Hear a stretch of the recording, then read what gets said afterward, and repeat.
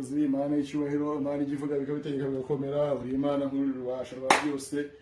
Mana ujye undinda kandengera, ujye unyuranya imigambi yabo n'abacakura ingera n'iyesi bijura n'ibisambo. Izina rya Yesu Kristo katika jina ni izina rya Yesu katika jina rya Yesu ni izina rya Yesu ni izina rya Yesu katika jina rya Yesu ni izina rya Yesu uje katika jina rya Yesu ni izina rya Yesu ni izina rya Yesu ni izina rya Yesu ni izina rya Yesu ubyasabye Imana n'umurimo mudayimana tetuka ni izina rya Yesu ni izina rya Yesu ni izina rya Yesu ni izina rya Yesu ni izina rya Yesu ni izina rya Yesu hano ibiki bibaye Sobanura ibintu bibaye. Sobanura ibintu bibaye. Ngese ngizo pe. Sobanura ibintu bibaye hano. Sobanura. Aje ashaka kumfata ku ngufu. Wowe hano waje gufata ku ngufu. Ankuye n'ikariso. Uziko ababyeyi barabakera.